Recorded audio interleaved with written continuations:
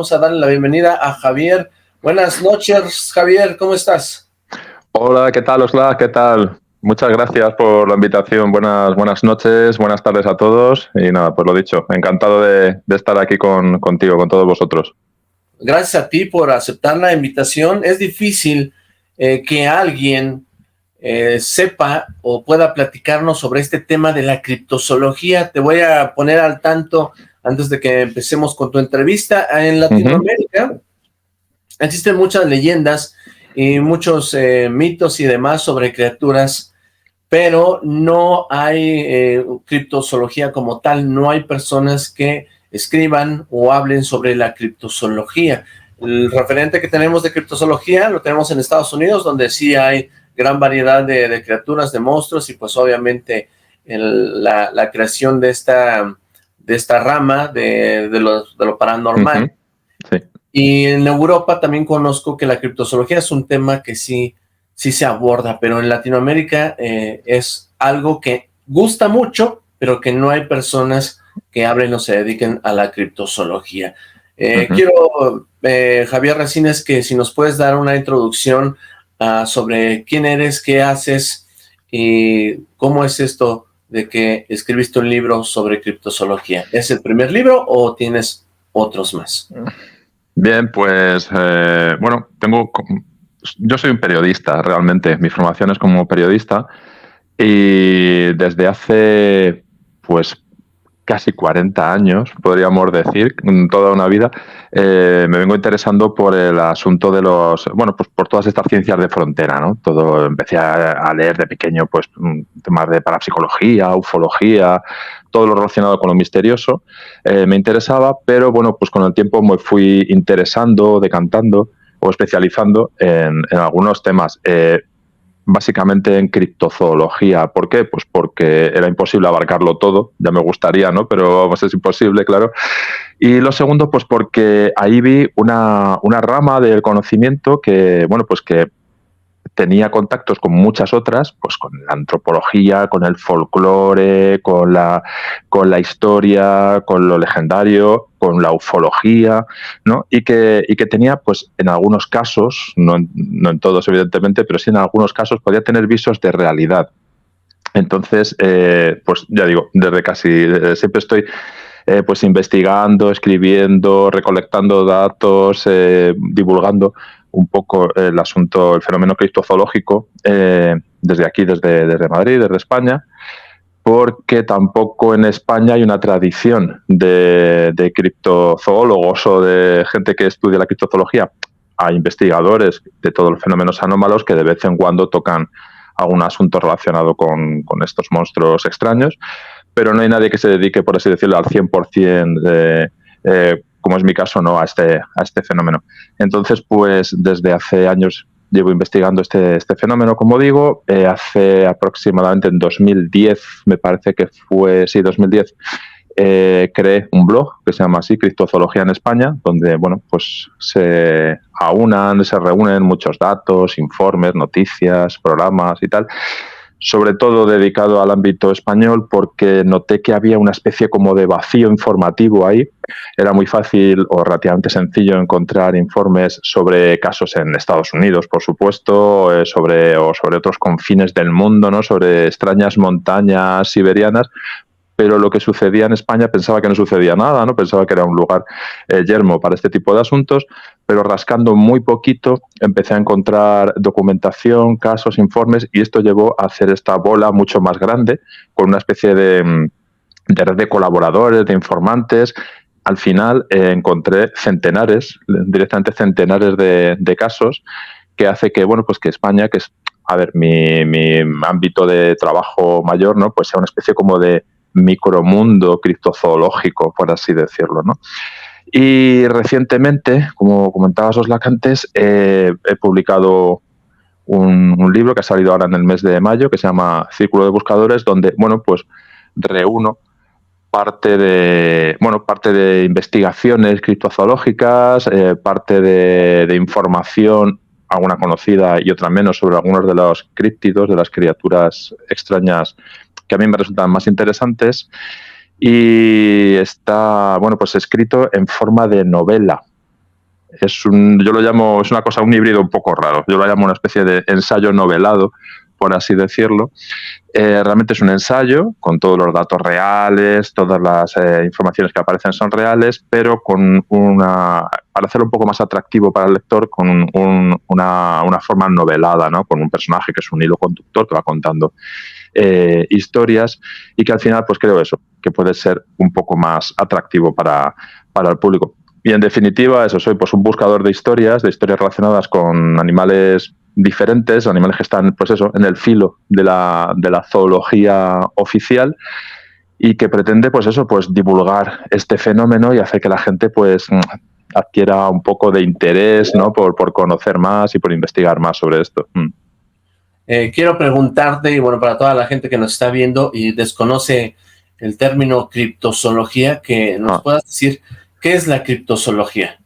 Bueno, pues eso es una pregunta complicada, no es la pregunta del millón, por así decirlo, ¿no? Pero sí, etimológicamente está formado por 3 palabras griegas: cripto, zoos y logos. Sería literalmente algo así como el estudio de los animales ocultos o los animales desconocidos.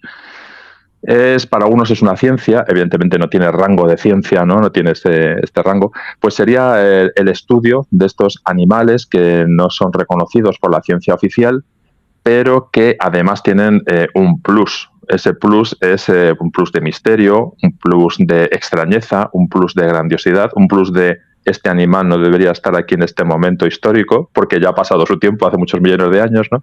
Sería un poco eso, serían todas esas historias, leyendas, casos, avistamientos sobre animales que no deberían estar conviviendo con nosotros, y que, bueno, pues como decíamos antes, en algunos casos tienen, bueno, pues trazas de poder ser, en algún caso, realidad, ¿no? Eso sería la criptozoología en líneas generales. ¿Sí? Realmente son unos estudios que llevan haciéndose desde siempre, desde que el hombre ha tenido interés, sobre todo en viajar, en conocer lugares diferentes, y que popularizó, por así decirlo, pues a mediados del siglo pasado, en los años 50, Bernard Heuvelmans, un zoólogo belga que se considera el padre de la criptozoología, por así decirlo, y que, bueno, pues que escribió un libro en el que reunía gran cantidad de estos conocimientos que estaban muy dispersos, y tuvo, bueno, pues cierto éxito editorial, y se le considera una especie como de la Biblia de los estudios sobre animales extraños, ¿no? Por así decirlo. Y desde entonces, pues más o menos forma parte de toda esta amalgama de ciencias extrañas y que, bueno, pues que nos ofrecen esa otra realidad de nuestro planeta, por así decirlo. ¿Recuerdas cuál fue la primera historia criptozoológica que leíste? ¿O cuál fue el primer libro de criptozoología que leíste? ¿O cuál fue la primera historia que te atrapó? El primer libro exactamente sobre criptozoología, porque no hay tantos tampoco, era un libro de una colección muy grande de más de 100 libros que se publicó, salió en España y en América también, de Plaza y Janes, que se llamaba Realismo Fantástico. Era una colección que trataba todos los temas, una colección de bolsillo que trataba todos los temas relacionados, pues, con esto, con ovnis, fantasmas, espiritismo, todo, ¿no? Todo un poco. Y posiblemente fuera un libro de un investigador italiano, de Peter Colosimo, que trata, en casi todos sus libros tiene una parte dedicada a animales extraños, a criptozoología. Posiblemente fuera algún libro de finales de los 70, principios de los 80 que me llegaba. A mí este interés, en parte, o en gran parte, mejor dicho, me viene de familia, viene por parte de mi hermano. Mi hermano es unos años mayor que yo, y él estaba muy interesado en todos estos asuntos. Entonces yo me aproveché de eso, ¿no? Porque yo empecé casi a leer, pues en mi casa lo que teníamos alrededor era un montón de libros de estas temáticas, muchas revistas de la época españolas como Karma 7, Contactos Extraterrestres, Mundo Desconocido de Faber-Kaiser, y yo leía eso. Yo pues con 7, 8, 9 años eran mis lecturas, ¿no? Entonces, estos libros, sobre todo ya te digo, de Peter Colosimo, que era un divulgador muy, muy interesante, ¿no? de todos estos temas, pero sobre todo de criptozoología un poco más, me llegaba bastante. Y estoy casi seguro que, bueno, pues crecí con los monstruos típicos, ¿no? Con Bigfoot, con el Yeti, con el monstruo del lago Ness, y con estas, lo que yo llamo las vedettes de la criptozoología, ¿no? Que son los animales extraños que más podemos conocer todos y de los que más información, dentro de la poca que había, de la más información nos llegaba, ¿no? En aquella época pues a las casas, a los hogares, ¿no? Seguramente que fue los inicios. Claro, tenemos de referente siempre a Bigfoot, al monstruo del lago Ness. Quiero preguntarte, ¿tú te consideras criptozoólogo? ¿Pudiéramos considerarte como criptozoólogo? Sí y no, quiero decir, yo soy un periodista, soy realmente un investigador, un divulgador. Como criptozoólogo, yo creo que los criptozoólogos, bajo mi punto de vista, son más bien los que se dedican a hacer un trabajo de campo, ¿no? O por lo menos así lo entiendo yo. Son los que pues, organizan expediciones, batidas, búsquedas, ¿no? En Estados Unidos hay un importante número de ellos, también en Francia, en Alemania incluso también hay grupos dedicados a esto. Yo creo que esos son más bien los criptozoólogos. Yo diría que soy un divulgador de la criptozoología, ¿no? Desde un punto de vista, pues eso, periodístico. Pero como me gustaría ser un criptozoólogo de campo. He hecho alguna investigación, pero no he visitado estos lugares mágicos, ¿no? Del planeta donde podrían existir estas criaturas, ¿no? No se descarta nunca, pero no. Yo sería un periodista especializado en criptozoología, por así decirlo, sí. Sí, pero igual no queda de otra, porque recordemos, Bernard Edelmans hizo una universidad precisamente para la criptozoología, y me parece que esos primeros criptozoólogos sí eran los que iban a las expediciones y a investigar en el campo, pero actualmente ya es más el rescate más bien de esas historias que el de en realidad ir a buscar a las criaturas. Me parece que se trata ya más en este tiempo del rescate de las historias en diferentes partes del mundo, y sobre eso te quería hacer una pregunta. ¿Consideras que los animales dentro de la criptozoología deben ser con algunas ciertas características? Es decir, por ejemplo, el monstruo del lago Ness o Bigfoot son criaturas que parecen monstruos y que sí se han visto en estas zonas, pero hay otros, como el Wendigo, por ejemplo, en Estados Unidos, que más parece un espíritu. Deberíamos de hacer segmentar las que sí son como criaturas, bestias, animales, de los que son como leyendas de espíritus en forma de animal.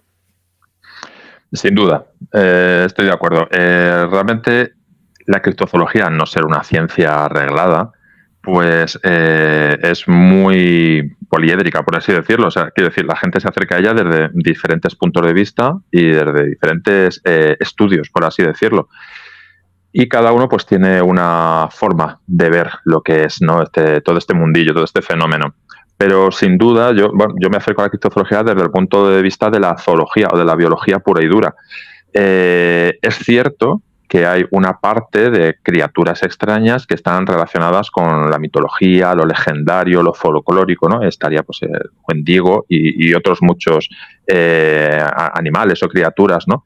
Que podríamos decir. También hay otra parte que podríamos decir más paranormal, en la que estaríamos metiendo algunas criaturas, por ejemplo, algunas muy conocidas como el Mothman, tal vez, ¿no? O chupacabras incluso, y algunas otras que tendrían una vertiente más paranormal por su comportamiento, ¿no? Y cómo se presentan ante los testigos y cómo se comportan en sus acciones.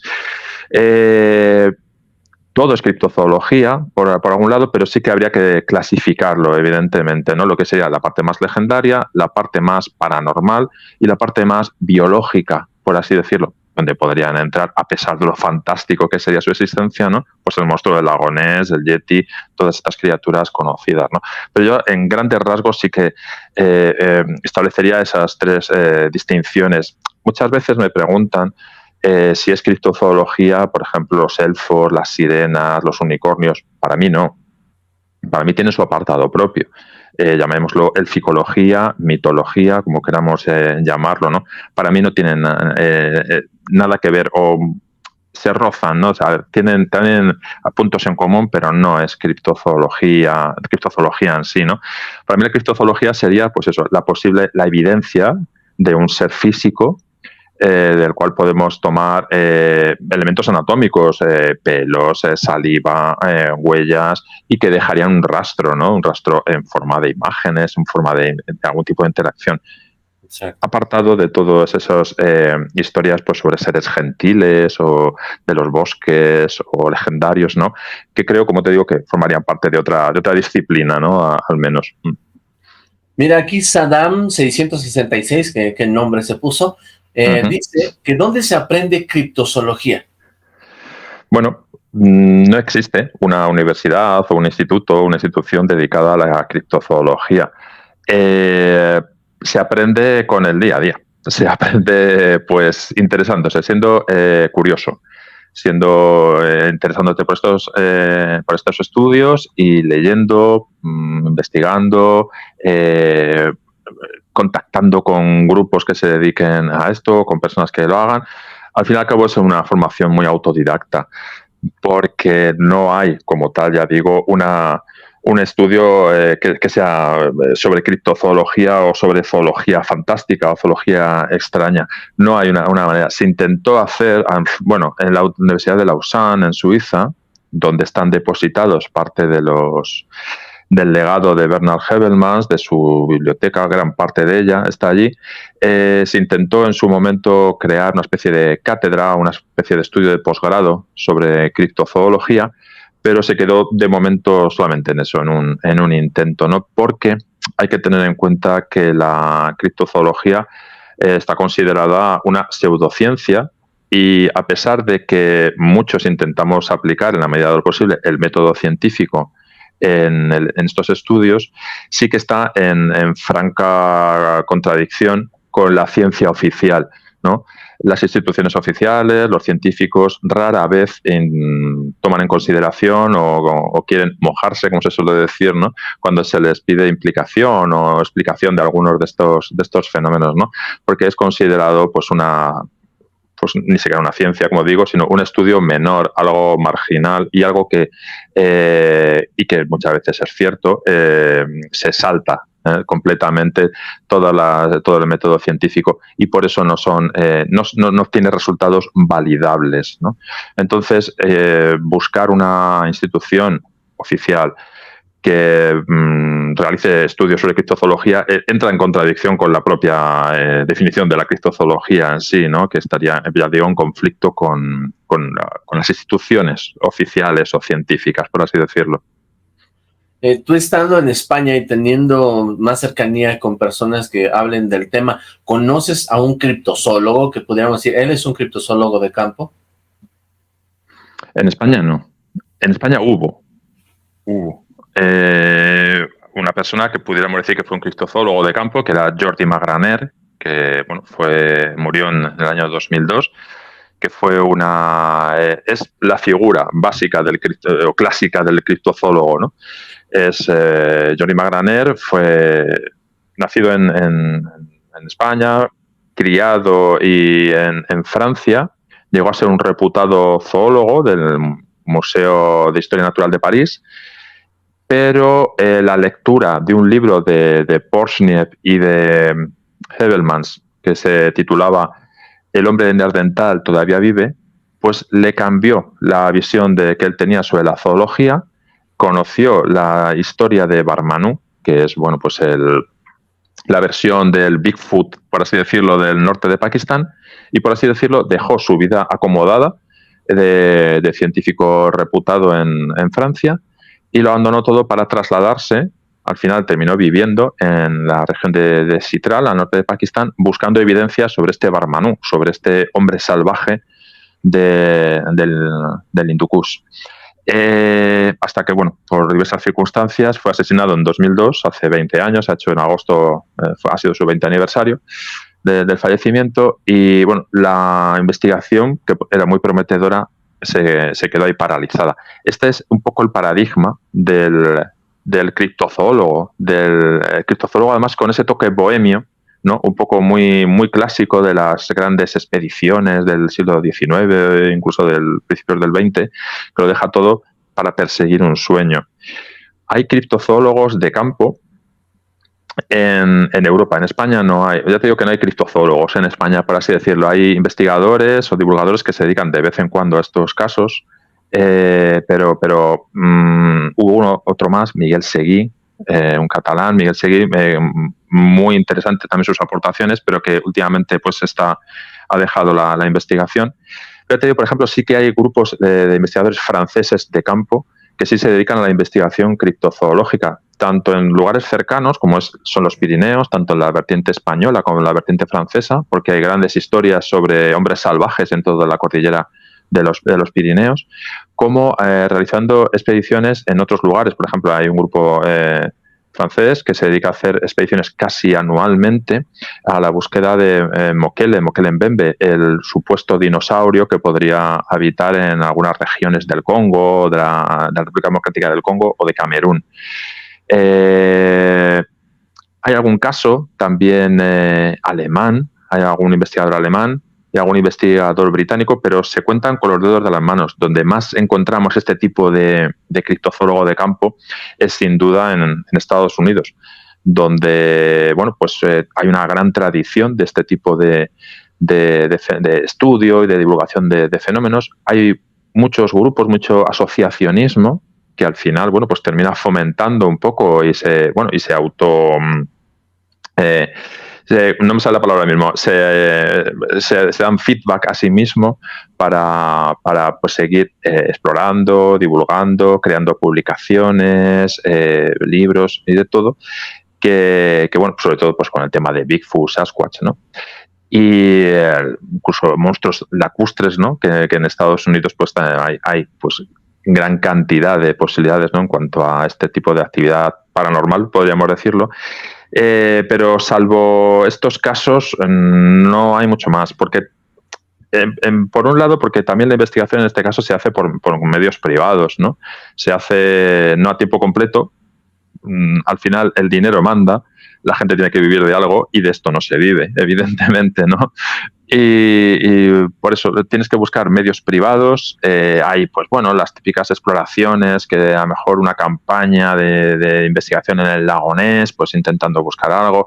Y hay pocas instituciones que aporten esta financiación, este tiempo y estos medios para realizar estas investigaciones, ¿no?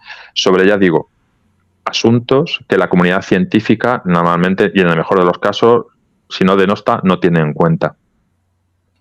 Mira, aquí hay algunas preguntas, como Helen Vega dice, ¿hay convenciones o alguna sociedad donde se reúnen los criptozoólogos? Bueno, a nivel internacional o mundial, no. Hubo una sociedad internacional de criptozoología que patrocinó Hebelmas, que luego continuaron con otros investigadores como Loren Coleman de Estados Unidos y otros, pero que desapareció hace años. Pero luego a nivel local, a nivel nacional, por así decirlo, sí hay, en Estados Unidos, como he dicho, hay gran cantidad de grupos. En cada estado hay asociaciones, hay varias asociaciones dedicadas sobre todo a la búsqueda y divulgación y conocimiento sobre todo de Bigfoot, Sasquatch, ¿no? Del nombre que se le dé en cada región. También casi cada lago tiene su propia sociedad de estudios o de investigación sobre el monstruo del lago, el lago Okanagan, el Memphre, bueno, cualquiera de ellos.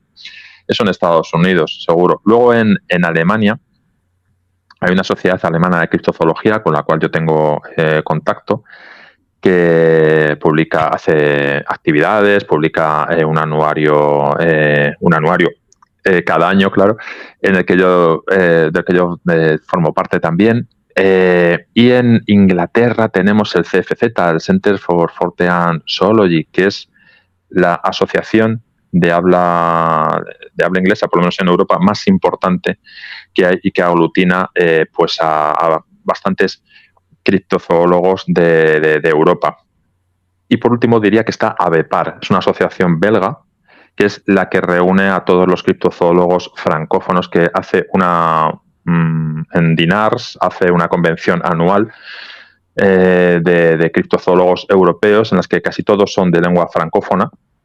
Yo participé un año también en una de estas convenciones y bueno, pues básicamente eso sería. Como vemos, lo que están es, por así decirlo, unidos, salvo en el caso de Estados Unidos, que hay centenares de asociaciones, Oregon Bigfoot, que incluso crean festivales anuales para bueno, pues para exponer estos casos, las últimas novedades sobre Mothman o sobre Bigfoot.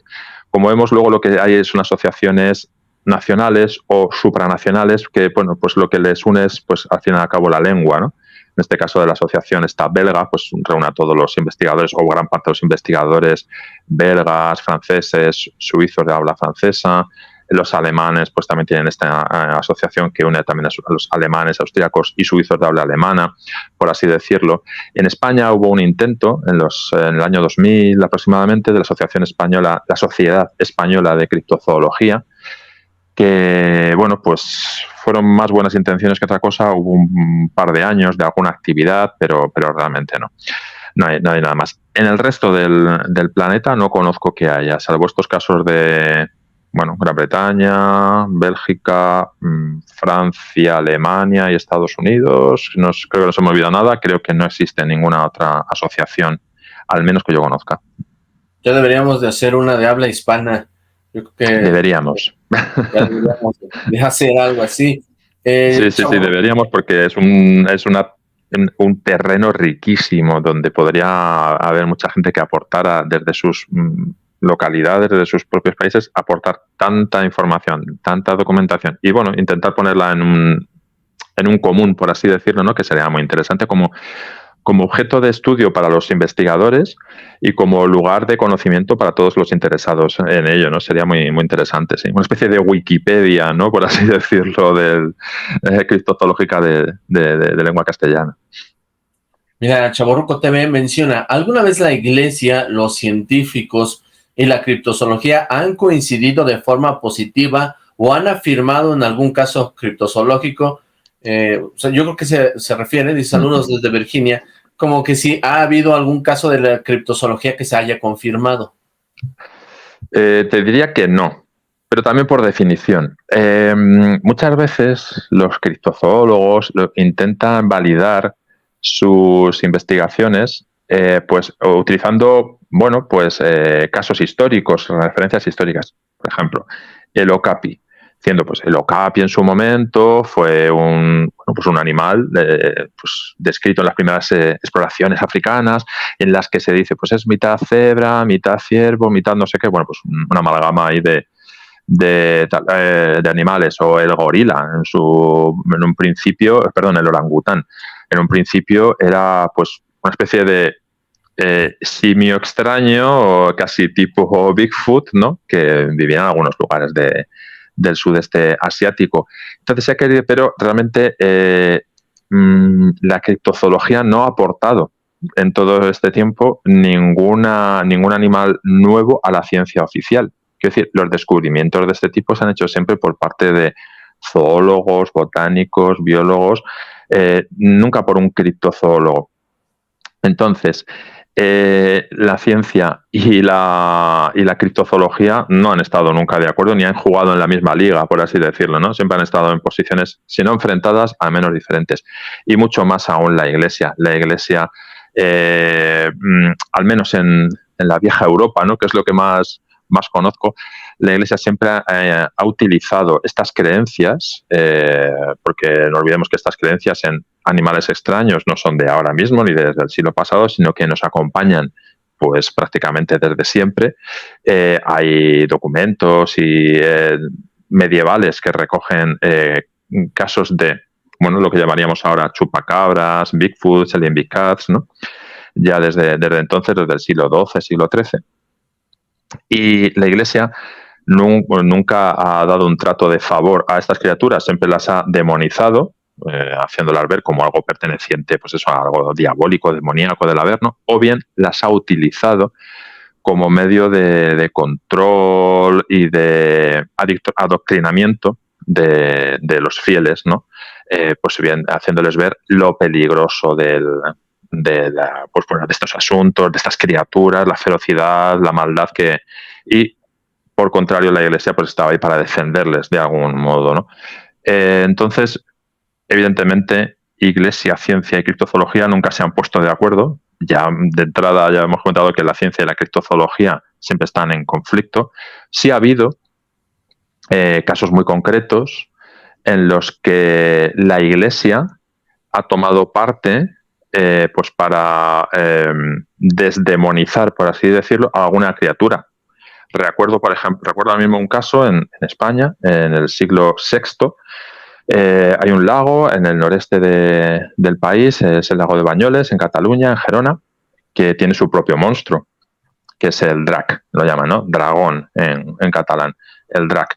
Pues hay historias desde el siglo VI en el que pues, se habla sobre la presencia de este monstruo, de cómo diezmaba el ganado de la zona, cómo atacaba a personas, y la intervención, en este caso, de un personaje, un fraile, San Mer, que luego fue santificado, hace que apacigua a este ser, a este dragón, a este Nessie que vivía en este lago, y hace que bueno, pues que deje de hacer estas tropelías inmensas que hacía en ese momento. Por ejemplo, en ese sentido, la Iglesia a veces participa a modo particular, a modo de un santo o de una persona en concreta, igual que la ciencia. Actualmente también hay algún genetista, algún científico, algún antropólogo que a modo particular y jugándose el prestigio, pone sobre la mesa pruebas que podrían indicar la presencia de algunos de estos críptidos en nuestro planeta ahora mismo, ¿no?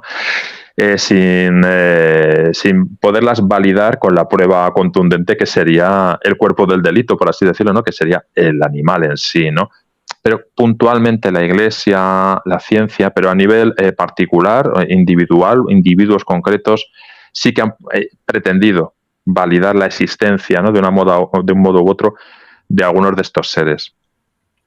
Muy bien, antes de que preguntarte algo bien importante que es sobre los críptidos que has encontrado en territorio español, quiero preguntarte antes sobre qué críptidos conoces de Latinoamérica, no de América completa, vamos a quitar Estados Unidos y Canadá, vamos a hablar de Latinoamérica. ¿Qué críptidos conoces de Latinoamérica? Ahorita nos está viendo mucha gente de diferentes países latinoamericanos, entonces vamos a ver si conoces algunos. Sí, claro. Ya os he dicho que mi ámbito de estudio básicamente es España, pero no por una cuestión regionalista, sino porque, por un lado, en cuanto a investigaciones, me es más cómodo, por así decirlo, o más posible desplazarme a visitar una zona o ver a un testigo, claro, porque vivo aquí. Y lo segundo, porque había esa falta de información, ¿no? que parecía que no existía nada aquí. Pero evidentemente en tantos años pues te llegan informaciones, conoces, bueno, pues un poco de todo. Pues hay grandes, hay centenares de críptidos en América Latina, por así decirlo, pero hay algunos que son los más conocidos, por así decirlo. No sé por dónde empezar. Empezaremos por el sur, por ejemplo. No sé, hasta podemos hablar de todos esos monstruos tipo dinosaurio, tipo dragón, tipo que existen o supuestamente podrían existir en todo el cono sur, en Chile y en Argentina, en la Patagonia, desde Nahuelito, por ejemplo, que sería el monstruo del Nahual Huapi, ¿no? A los yemis, que serían una especie de chupacabras más o menos de la Patagonia. Es una región riquísima, por ejemplo, en cuanto a esos monstruos lacustres. Hay gran cantidad de ellos, están muy bien documentados. Además, ha habido muchas expediciones históricas, desde Carlos V incluso, que bueno, pues utilizaba cualquier expedición de exploración que había en esa época para recabar información sobre animales extraños, ¿no? Era pues un monarca en su momento pues muy interesado en este asunto, y gracias a eso tenemos informes de la época. Si subimos un poquito más, pues no nos podemos dejar a Mapinguari, en toda la Amazonia brasileña, peruana incluso, que sería pues una especie de perezoso gigante terrestre que posiblemente desaparecido hace unos 10, 12, 15.000 años, se supone que en algunas zonas todavía estaría presente, ¿no? Como un reducto ahí que ha sobrevivido por diversas circunstancias a la, bueno, pues al devenir de la biología y de la evolución, ¿no? Tenemos hombres salvajes también en Latinoamérica. Tenemos el ucumar, por ejemplo, muy conocido en Argentina, sobre todo, que sería pues también la versión local del Yeti o del Bigfoot. Todo hay en México tenemos pues el lago Chan, también, que es donde evidentemente allí tenemos también nuestro propio monstruo, que de vez en cuando hay alguna información y algunas noticias sobre ello, pero si hay una criatura extraña que creo que es o que se ha hecho típicamente famosa en América Latina y que podemos decir que abarca todo el continente, sería el fenómeno de chupacabras. Una criatura, un fenómeno muy difícil de explicar, muy complejo, pero que está presente pues desde México hasta Argentina, sin ninguna duda. No olvidemos tampoco, por ejemplo, en México, en algunas regiones, sobre todo en Jalisco y regiones del norte, algunas fronterizas con Estados Unidos, esto a lo mejor podría dar una explicación, pues todas las historias que existen sobre el hombre polilla, ¿no? Claro, que de algún modo pues viene a continuar la leyenda de Mothman, que se inició pues hace ya 70 años atrás, ¿no? en Estados Unidos, pero que sigue manteniéndose muy viva a pesar de que el gran público no lo conoce, sobre todo en esa región de Norteamérica, tanto en Estados Unidos como en el norte de México. Seguro que se me olvidan muchos otros críptidos, pero esos serían, yo creo, los más conocidos o reconocidos en la zona, por así decirlo. Por supuesto, luego el mar está lleno de sorpresas y, por supuesto, en las costas atlánticas y del Pacífico, de vez en cuando, pues tenemos sorpresas de todo tipo, tanto de tiburones pues megamouth, de grandísimo tamaño, megalodones, calamares gigantes. Incluso también se tiene noticias de avistamientos de enormes y colosales calamares gigantes que sobrepasan las especies conocidas pues en las costas chilenas, por ejemplo.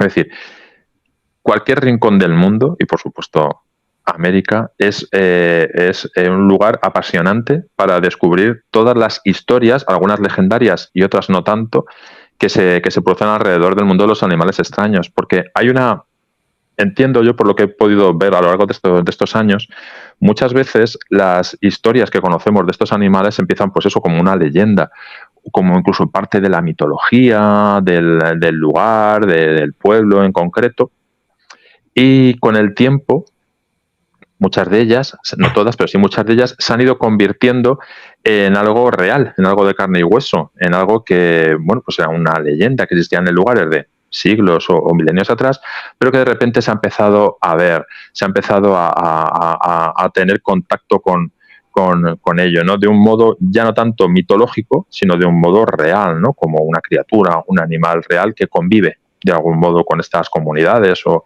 con estos testigos. Y entiendo que de algún modo también es un cambio de arquetipo o de paradigma que se da en la relación con lo sobrenatural, por así decirlo. Bueno, pues según la época y la cultura y las circunstancias se define de una manera diferente lo que un testigo ve hace un milenio, por ejemplo, que lo que ahora mismo puede ver, ¿no? Y lo identifica, busca un modelo mental y lo identifica de otra manera diferente. Pero evidentemente América Latina está plagada de seres legendarios, como por ejemplo seres antecesores del chupacabras, seres que han, desde la cultura maya hasta la cultura incaica, de animales o criaturas bebedoras de sangre, con estas características ferocidad que pueden tener algunos de los críptidos, ¿no?, que vemos ahora y que desde siempre han formado parte de la cultura de Latinoamérica. Interesante, sí, los que mencionaste me parece que son los más representativos de Latinoamérica. Y bueno, hemos llegado a la parte donde queremos aprender y conocer los animales críptidos que has descubierto en España, obviamente en su mayoría por las las tradiciones de habla, de que la gente platica, las tradiciones orales. ¿Cuáles son esos animales criptozoológicos que hay en España? Bueno, pues como decía antes, España es una especie de microcosmos, ¿no?, para la criptozoología. Entonces, si queremos Bigfoot, lo tenemos. Si necesitamos encontrar un Nessie, también lo tenemos. Chupacabras, Alien Big Cat, hay un poco de todo.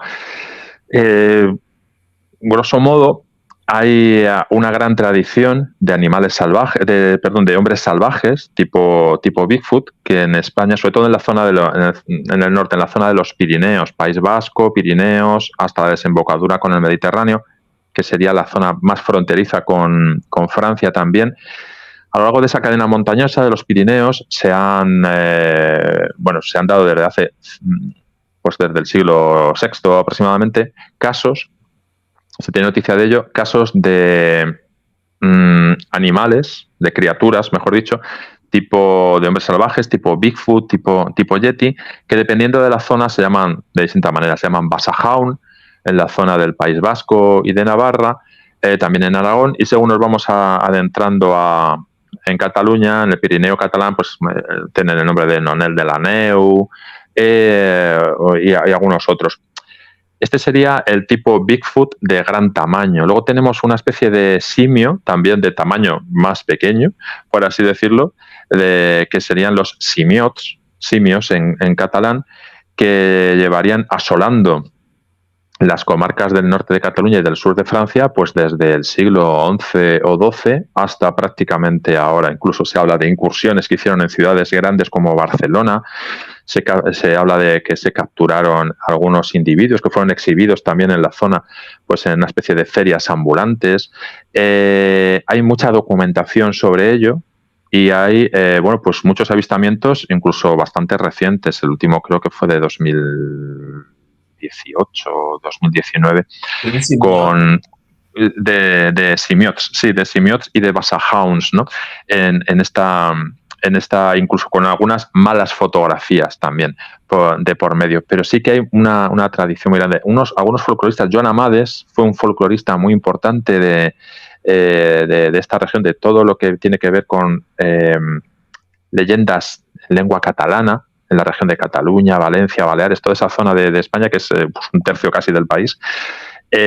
Investigó muy profundamente estas tradiciones y llegó a la conclusión de que no se trataban solo de tradiciones, porque él entrevistaba a personas locales que sus padres, estamos hablando de los años 50 del siglo pasado, sus padres o sus abuelos le contaban estas historias como que eran los simiots, de los nonels de la Neu, que habían tenido este contacto de algún modo directo, pero no como con algo fantástico o legendario o un ser gentil, sino como un ser vivo, una criatura de carne y hueso. Con lo cual nos estábamos remontando a una época todavía, pues principios del siglo XX posiblemente, en el que todavía era bastante evidente la presencia de estos seres.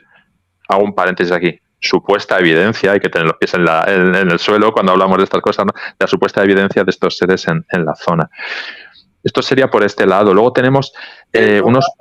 Dime. Antes de que sigas, me quedó la duda. ¿Qué es un ser gentil?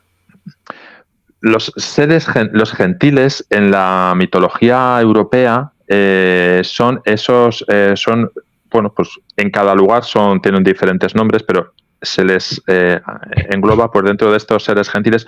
Son aquellos seres que son tratados como elementales, primigenios, originales, y que de algún modo son una especie de semidioses, por así decirlo, que habrían proporcionado las herramientas, la culturización, el uso de la agricultura a los primeros humanos, ¿no? Posiblemente en el estadio siguiente al neolítico.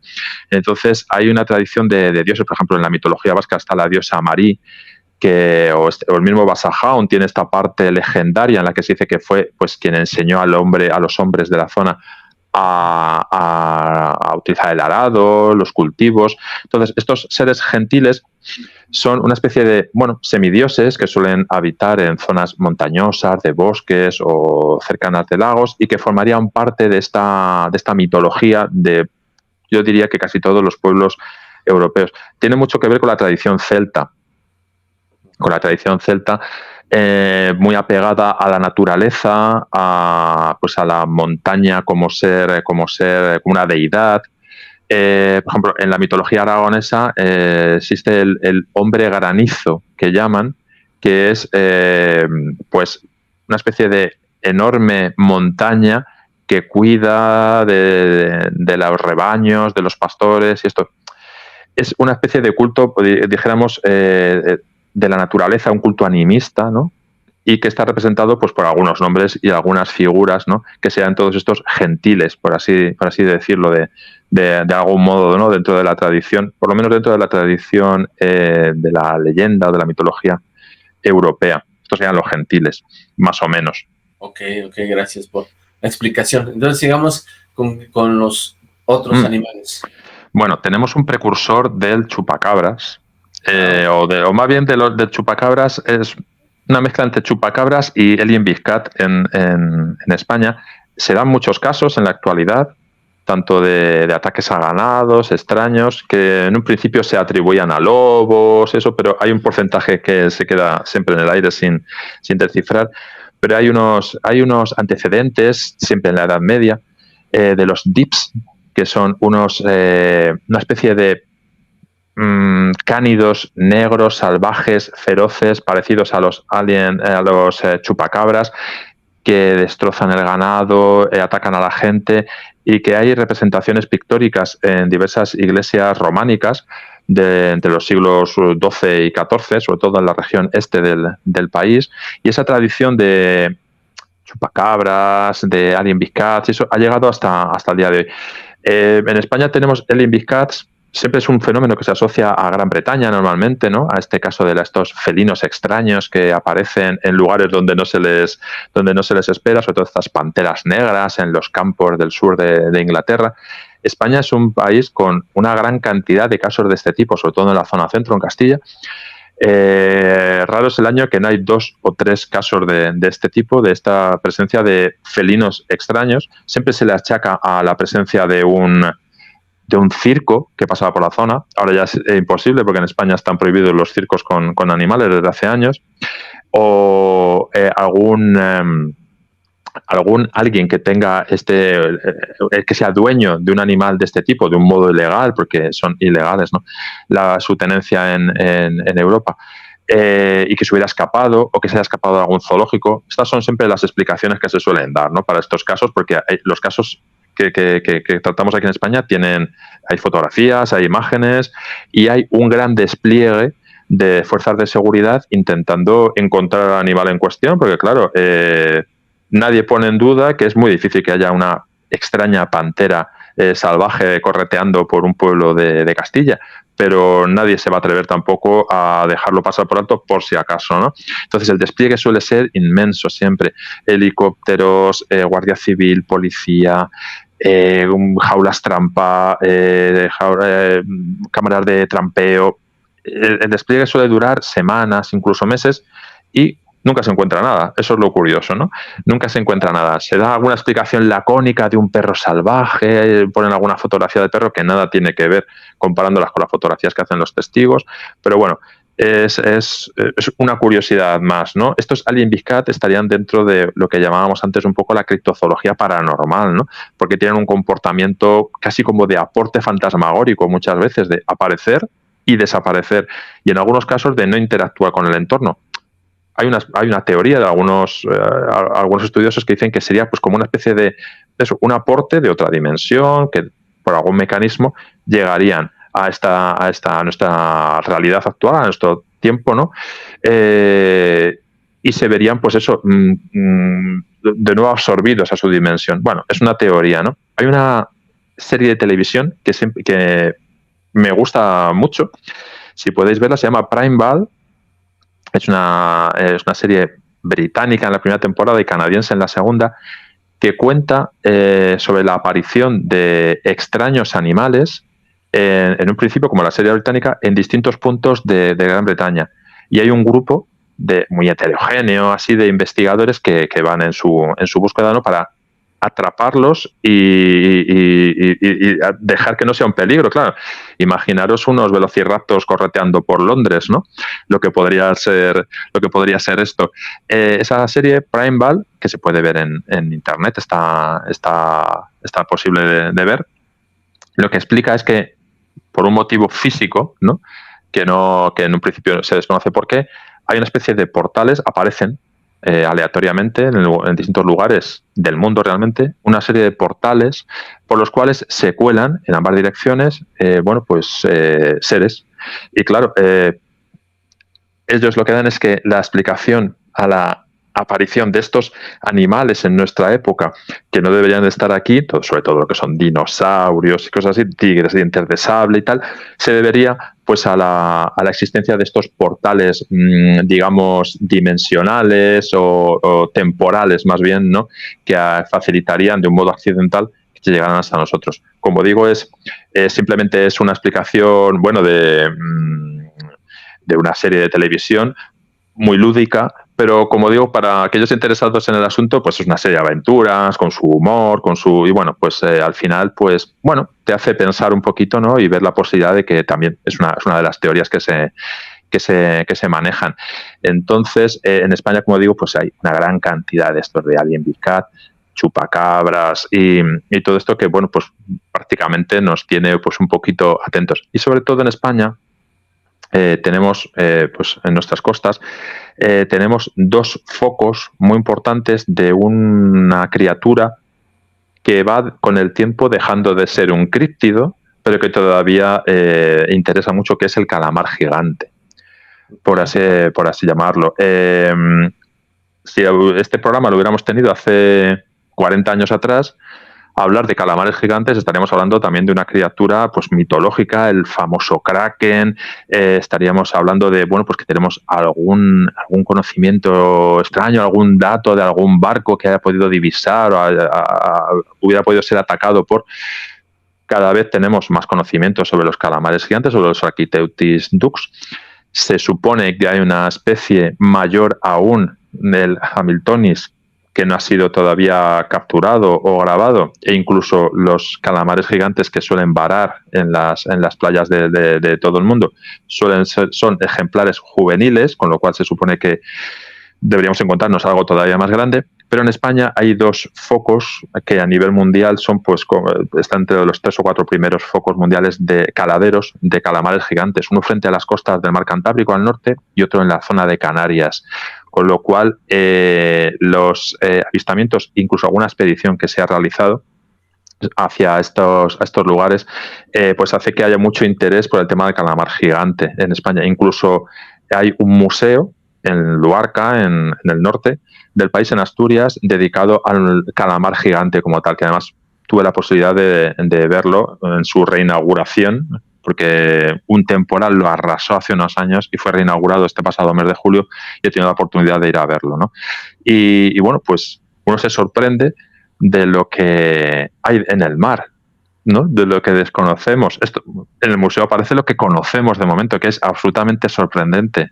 Pero claro, en regiones abisales, en regiones poco exploradas, se supone que puede haber todavía una mayor cantidad de animales, pues prácticamente criptozoológicos, ¿no? Y en España, pues por darle ya una vuelta final, por así decirlo, tenemos también una gran cantidad, como decía antes, de animales, de monstruos lacustres. Casi cada lago tiene su propio monstruo, ¿no?, con una mejor o peor historia, más documentada o menos. Que comentaba antes, el del lago de Bañoles, en Cataluña, ese que tiene el monstruo más conocido, el drac, que además estaba la circunstancia que cuando fueron los Juegos Olímpicos en Barcelona, en el año 1992, el lago de Bañoles fue el lugar elegido para las pruebas de remo y piragüismo. Y bueno, pues hubo cierta broma y cierto temor, ¿no?, entre los competidores de su momento, porque iban a estar compitiendo durante una semana en un lugar en el que, bueno, pues se producen sucesos extraños, no solamente la aparición de este drag que, bueno, tiene a sus espaldas pues algún muerto, ¿no?, sino pues que ese es un lugar donde hay luces extrañas, se supone que ha habido apariciones de lo que llaman dones de agua, pues estos seres elementales, mujeres vestidas de blanco, una especie de sirenas, por así decirlo, ¿no?, que atraen a la gente hacia el fondo del lago. Ha habido encuentros ovnis, bueno, pues es una zona cargada de misterio y de magia, por así decirlo, donde se acumulan, ¿no? Uno de estos puntos donde se acumulan una serie de fenómenos extraños hay de todo tipo, ¿no?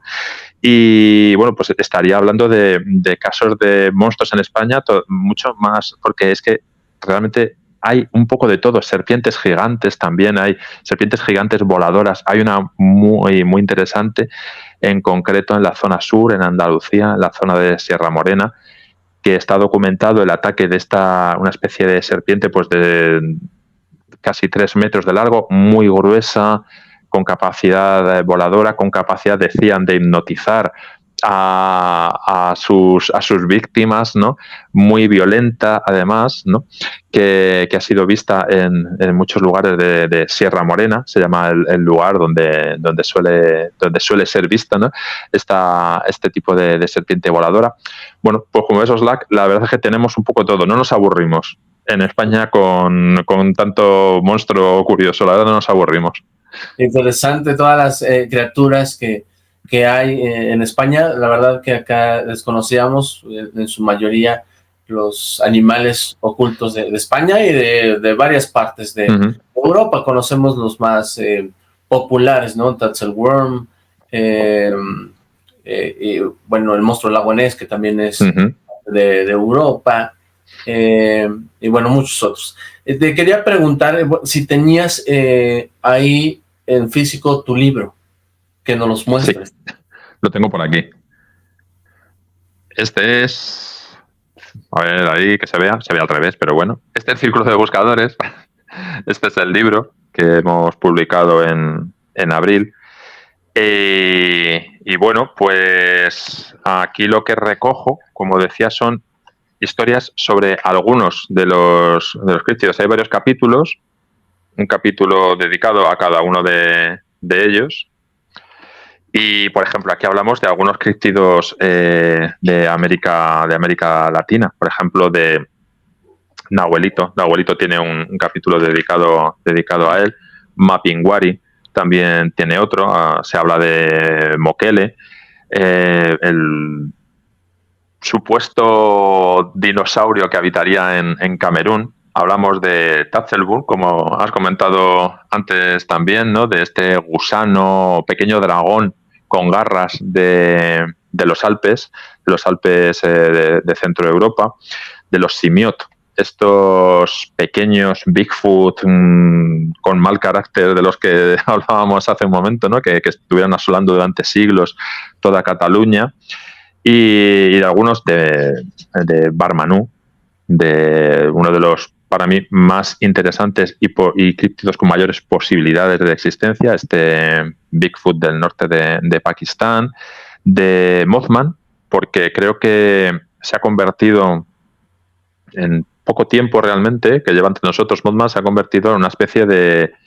clásico ya dentro de la criptozoología, y porque, aunque parece que las personas que hayan leído algo sobre Mothman y no hayan profundizado mucho más, pensarán que es un caso que se produjo a finales de los 60, en Pomplisan, en Virginia, y que, bueno, duró unos meses y ahí se quedó. Pero realmente no. Realmente es un caso que se ha venido produciendo antes de Pomplisan y mucho después, o sea, hasta el día de hoy, en diversos lugares del mundo, no solamente en Estados Unidos. Aunque en Estados Unidos, tal vez por esa gran cantidad de divulgadores que hay, ¿no?, pues parece que suceden más cosas que en el resto del planeta. por ejemplo, el caso de Mothman aquí recogido, sigue estando muy actual, incluso en el momento actual. Es un caso vivo en Chicago desde hace unos años, pero hasta ayer mismo Chicago pues vive una especie de oleada de avistamientos de Mothman, de un ser parecido a Mothman. Le llaman el fantasma de Chicago o el Mothman de Chicago, y es un caso muy interesante, primero porque hay centenares de testigos, hay alguna fotografía, algún vídeo, siempre, como siempre pasa en criptozoología o en casi todas estas ciencias de frontera, de muy mala calidad. Pero lo interesante es que hay muchos casos, muchos testigos, se prolonga durante el tiempo. Casi todo está producido alrededor del lago Michigan y en la conurbación de Chicago y alrededores. Pero no solamente ahí, sino en otros muchos puntos de Norteamérica se producen avistamientos de ese tipo. Pero ahora mismo hay investigadores que están yendo a Chicago, ¿no?, desde hace tiempo ya, pues porque es posible encontrarse con el fenómeno en vivo. Se está produciendo ahora mismo encuentros, avistamientos con este tipo de seres, sobre todo últimamente en la región del aeropuerto de O'Hare. Parece ser que es el lugar de ebullición ahora mismo.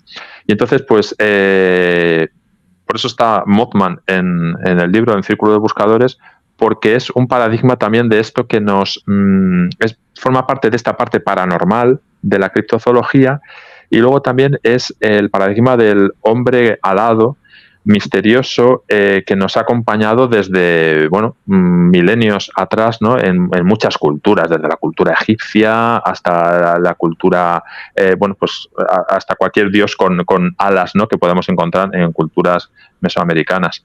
Y pues al final el libro lo que pretende ser es una presentación de algunos de los críptidos que a mí me parecen más interesantes, sobre todo por que estén bien documentados y porque tengan alguna posibilidad de existir en nuestro tiempo.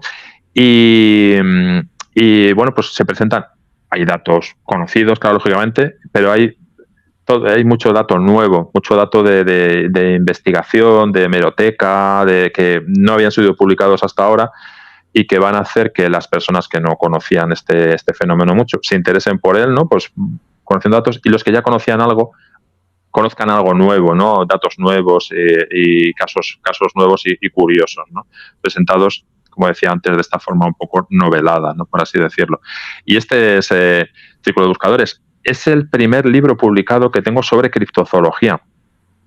Hay otro que al parecer saldrá ahora ya para Navidad, para este mes de noviembre posiblemente, que se va a llamar, en principio el nombre es Criptozoología en España, porque lo que publicamos ahí son casos españoles únicamente, ¿no?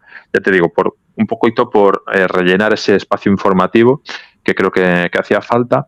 Y ese sobre casos españoles se llamará así, Criptozoología en España, y ahí pues encontraremos a Basajaun, a los simiot, a las serpientes voladoras, los chupacabras, pues a todos estos monstruos, ¿no?, que nos rodean y que, como yo digo siempre, resultan muy curiosos porque yo creo que a todos, como espectadores y como lectores de estas historias, nos sorprende mucho un caso que se produce en un bosque remoto de Estados Unidos, una región helada de Siberia, pero si lo que ocurre sucede muy cerca de ti, quiero decir, en la playa donde te bañas, cerca del pueblo donde vives o de esa ciudad donde veraneas, ¿no?, todavía creo que es un doble impacto el que tienes, ¿no?, porque dices, aquí hay otra realidad diferente a la que evidentemente se muestra, ¿no?, cada día mi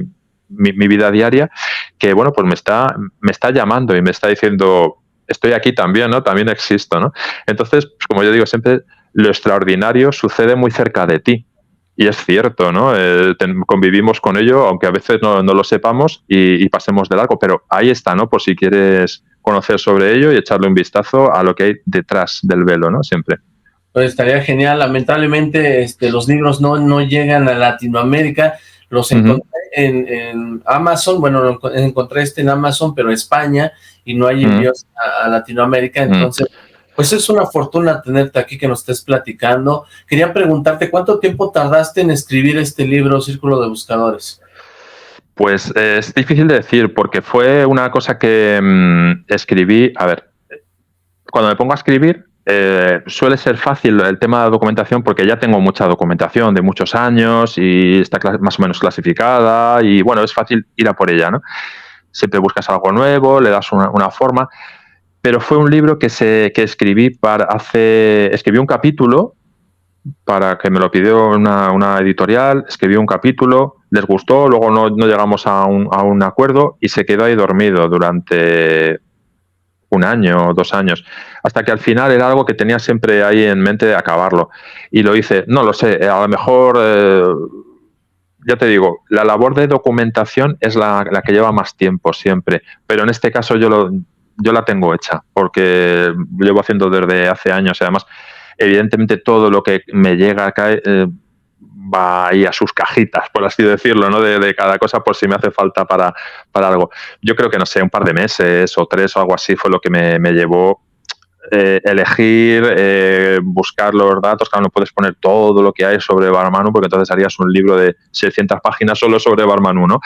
Pero yo creo que, no sé, a lo mejor 3 meses o por ahí fue lo que llevó a darle forma a este libro. El libro, como bien dice Soslac, no se puede conseguir de forma física, pero claro, los gastos de envío son increíbles, ¿no? Para los envíos. Sí vamos a sacar ahora una versión en PDF, en un ebook, quiero decir, para los lectores, donde no puede llegar físicamente el libro.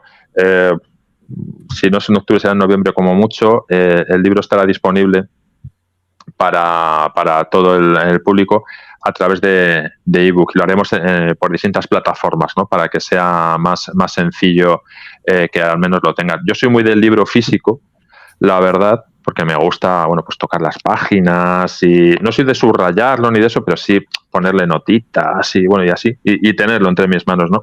Pero al menos, bueno, la posibilidad de tener el libro en ebook y poder leerlo. La idea del libro es que llegue a mucha gente, sobre todo para que les despierte el interés por conocer historias nuevas, críptidos nuevos, y que, pues, con la lectura de este libro, si es posible, pues estaría encantado porque les gustara indagar un poco en una historia que hayan encontrado aquí en internet, buscar algo en algún libro que puedan tener, o en la biblioteca de su ciudad o de su barrio, ¿no? La idea es esa, abrir un poco a la imaginación, abrir la mente, para que, bueno, pues te interese, quieras investigar un poco más, y que bueno, que al fin y al cabo el fenómeno criptozoológico, pues bueno, pues ahonde un poquito en ti, ¿no? Y seas, pues, otro divulgador más, ¿no? De estas historias tan increíbles a veces. Oye, ¿cómo es que elegiste a las criaturas que aparecen en tu libro, y por qué decidiste hacerlo en tipo novela, o en esta parte de documentación y novela? ¿Cómo fue este proceso? Pues la elección es porque son los críptidos que más me interesan. Aquí no está el monstruo del lago Ness, no está Bigfoot, no está Yeti, no están los que podemos considerar más conocidos o más comerciales, tal vez, ¿no? Porque primero creo que ya son bastante conocidos por el público en general, y sobre todo por el público que le interesa la criptozoología, y entonces elegí. Probablemente son 2, 3, 4, 5, 6, 7, 8 críptidos, que para mí son los que tienen mayores posibilidades de existir, de algún modo, de los que hay alguna traza, alguna posibilidad de existir, y que también, pues, me interesaba que tuviera sustancia, ¿no? Su historia, tuviera documentación, fuera algo que no haya sido visto 2 veces hace 10 años y ya nunca más, sino que son criaturas que llevan entre nosotros, con las poblaciones locales de cada lugar, pues desde hace cientos de años, o incluso miles de años. Es decir, forman parte del día a día, de la cultura, de la región estamos hablando de los Pirineos, de los Alpes, de Pakistán, de Brasil, de Argentina, de Camerún y de una zona muy concreta del centro de Estados Unidos. Por eso están elegidos estos críptidos, porque son, bajo mi punto de vista, los que tienen una mayor posibilidad de existir, y además son muy atractivos porque llevan eso, mucho tiempo con nosotros y hay mucha documentación sobre ello, ¿no? Por lo que poder avanzar un poco más. Y lo de hacerlo de modo novelado es por dos causas. Una, porque ya estaba escrito un libro de ensayo, por así decirlo, sobre criptozoología, que es este que digo que, si todo va bien, saldrá ahora para antes de que acabe el año, el de criptozoología en España. El libro de ensayo, por así decirlo, ya estaba escrito. Entonces yo quería escribir algo que fuera sobre criptozoología internacional, por así decirlo, no solo española, y que no fuera un libro de ensayo, porque al final me siento que me repito a mí mismo, ¿no? Y entonces se me ocurrió, pues bueno, presentarlo de una forma novelada. Como digo, todos los datos, absolutamente todos, menos el del protagonista, es real. El protagonista es un personaje de ficción que lo que hace es, bueno, pues por así decirlo, al final de sus días rememora algunas de sus historias y sus aventuras, pues persiguiendo esa verdad, esa realidad a estos críptidos por distintos lugares del mundo. En sus aventuras siempre se encuentra con otros investigadores, todos ellos reales, algunos de ellos vivos incluso, ¿no? Que se han sorprendido mucho al decir, pues estoy en el libro. Digo, pues sí, estás en el libro ahí, ¿no? Algunos ya desaparecidos, porque esto abarca una serie de años, ¿no? Unas cuantas décadas. Y la gente se va a sorprender al ver esos otros investigadores que aparecen, algunos con su nombre y apellido, y otros, bueno, pues con sus características, ¿no? Que van a ser fácilmente reconocibles. Entonces, este modo novelado entiendo que puede ser más interesante. Primero yo era por no repetirme con otro ensayo, sin más, y luego porque va a ser más interesante tal vez para aquel público que no esté tan interesado en la criptozoología como tal, pero sí que se puede leer como una novela de aventuras. Al final es una novela de aventuras en la que suceden una serie de cosas muy interesantes y se aportan unos datos reales, pero que forman parte de esa aventura, por así decirlo. Con lo cual, pues tenemos, creo que el interés del público más novato, que lo puede ver eso como una novela sin más, y del público que ya está más curtido, ¿no? En este fenómeno de la criptozoología, que va a ver historias conocidas de críptidos conocidos, pero con datos nuevos y una forma nueva de presentarlo. Hasta el momento, pues con todo el feedback que tengo es muy positivo a la gente, tanto gente que nunca se había acercado a este fenómeno como pues lectores ya que llevan muchos años leyendo cosas sobre esto. Les ha parecido muy interesante por la forma de presentar y sobre todo eso, por los datos novedosos también que se aportan. Entonces, pues bueno, pues por eso es una novela, ¿no? Porque para que sea más interesante y para no hacer siempre lo mismo ahí con el ensayo y todo, ¿no? Que puede ser un poco más aburrido, un poco más académico, ¿no? Se escucha súper interesante como para hacer una película. Sería increíble ver en película estas exploraciones, investigaciones, estas criaturas que, como lo mencionaste, son los que posiblemente pueden ser más reales.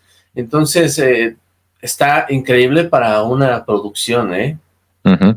Yo lo veo siempre como yo lo veo como el padre de la criatura, ¿no? Quiero decir, que voy a decir yo, ¿no? Pero lo veo siempre como una especie de idea de guión para una serie de televisión, ¿no? Por así decirlo, ¿no? En el que cada capítulo sería una aventura, ¿no? Distinta con el mismo personaje conductor, ¿no? En todas ellas, ¿no? Que pues bueno, tiene una aventura diferente en cada capítulo, ¿no? Sería una interesante, creo, serie de televisión, para televisión, seguro. Estaría buenísimo, porque no hay mucho contenido. Estaba Monster Quest de Estados Unidos. Sí. Que era una serie sobre criptozoología, pero no recuerdo otra, ¿eh? Y hay una sola película que yo recuerdo de criptozoología que está todavía en Netflix, me parece. Uh-huh. Hay algunas, pero la verdad es que por escasa calidad, a lo mejor de muy bajo presupuesto, y la verdad es que muy poco interesantes, la verdad. Y recuerdo alguna película italiana de los años 60, pues que casi mejor olvidarlas, ¿no? Con buenas intenciones, pero con, la verdad, muy mal resultado final.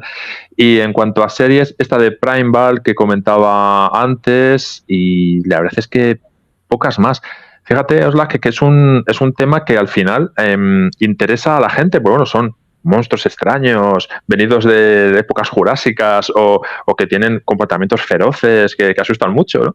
Al final esto podría resultar interesante, pero no se le da mucha difusión al fenómeno criptozoológico. Es un poquito, a lo mejor, una de las hermanas pequeñas, por así decirlo, de las ciencias de frontera, no está a la altura de la ufología, por supuesto, o de la parapsicología, mucho menos. Siempre se le deja ahí un poquito, ¿no?, un poquito más de lado. Y creo que tiene mucho jugo porque, como decía un poco al principio de la intervención, no solamente estamos hablando de, pues, monstruos que pues vienen a fastidiarte la vida, ¿no?, por así decirlo, sino que realmente estamos estudiando un fenómeno que tiene pues una vertiente antropológica, folclórica, histórica, biológica, zoológica, es decir, desde muchos puntos de vista, geográfica, también no cultural, en definitiva. Al final aprendes muchas cosas de muchas materias distintas, porque todo está relacionado en sí, ¿no? Y también con otras materias relacionadas con lo paranormal, como la ufología, porque realmente hay una parte de la criptozoología que está, de la hominología más bien, de lo que son hombres salvajes, o que estaría unida, por ejemplo, a la ufología. No olvidemos estas teorías que relacionan Bigfoot y algunos otros seres peludos, incluso chupacabras, pues con el fenómeno ovni, ¿no? Entonces, pues bueno, al final la criptozoología te hace tocar muchos puntos, muchos ámbitos diferentes que sin duda, pues si eres una persona con interés y abierta, te enriquecen. Exactamente. Bueno, ya casi para terminar la transmisión y esta entrevista que ha sido muy sustanciosa, muy buena. Nunca habíamos tenido a una persona que nos hablara de criptozoología. Qué bueno tenerte acá, también presentando tu libro. Gracias. Nos interesa mucho. ¿Cuál es tu críptido favorito? Pues yo creo que, fíjate, tengo dos. Me debato entre dos. Uno es Barmanú. Barmanú, el hombre salvaje del norte de Pakistán, porque conozco mucho la historia, conozco yo creo que toda la documentación que hay sobre ello. Tengo contacto con la familia de Jordi Magraner, el investigador español que lo popularizó, por así decirlo.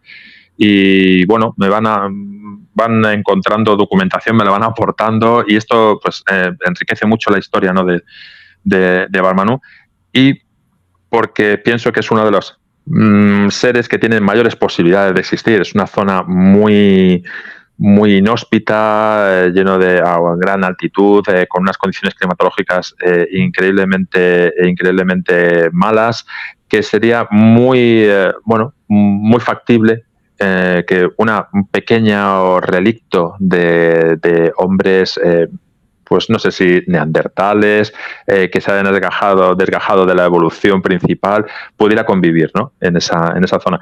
Y luego, por otro lado, tenemos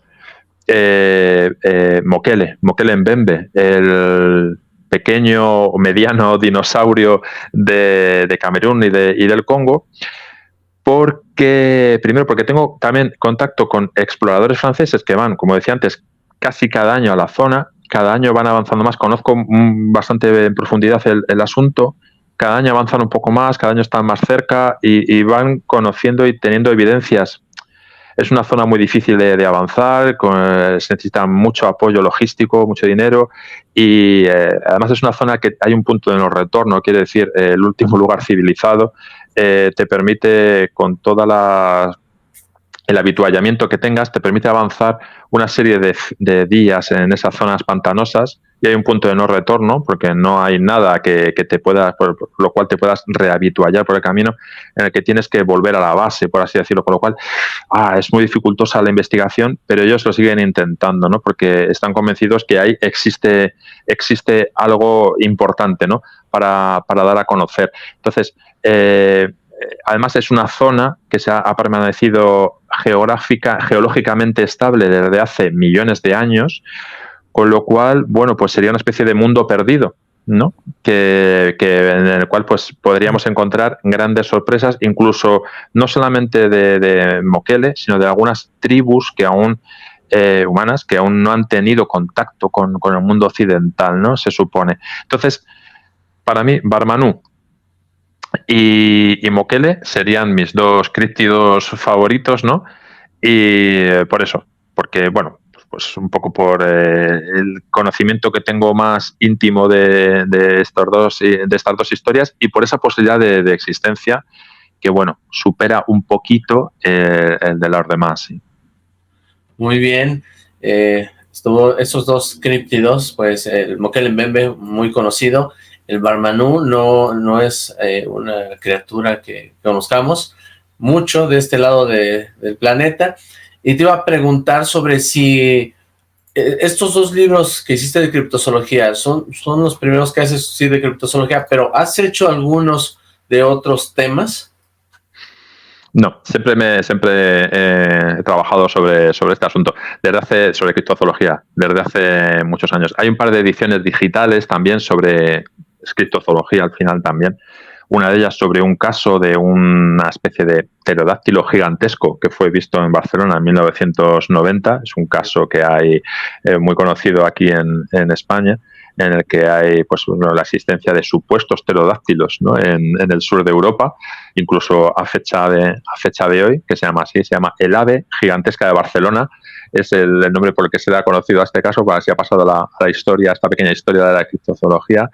Y luego hay otro caso, también es otro pequeño libro digital sobre otro caso que era llamado El monstruo de la cala de Alicante, que realmente es la historia de unos restos óseos encontrados en la playa de una cala recóndita en el mar Mediterráneo, en España, y cómo la recogida de estos restos y sobre todo la colaboración, que me parecía muy interesante, la colaboración entre biólogos, submarinistas, testigos, pues dio lugar a conocer qué es al final lo que sucedía detrás de esta historia del monstruo de la cala de Alicante, ¿no? Que no lo voy a desvelar, porque si alguien quiere conseguirlo, en el blog, en mi blog, en Criptozoología en España, hay una sección que lo llamo Biblioteca Criptozoológica, en la que hay una serie de libros, de PDFs que se puede descargar gratuitamente quien quiera, y entre ellos está este dossier, es una especie de dossier más que un libro, sobre el monstruo de la cala de Alicante, que al final, pues te hace pensar también, ¿no? Pero sobre todo eso, si quieren visitar el blog, entre otras muchas cosas, noticias, vídeos, programas y demás, está esta sección de la biblioteca, en la que habrá pues 25 o 30 libros o por ahí, para aquellos que quieran conocer más o iniciarse en este fenómeno, pues que puedan leer algo, ¿no? Y espero que les haga pensar, ¿no? Oye, qué amable el que pongas a disposición estos documentos. ¿Qué es un dossier? Bueno, pues yo le llamo dossier porque realmente es un informe de toda la investigación, por ejemplo, en este caso del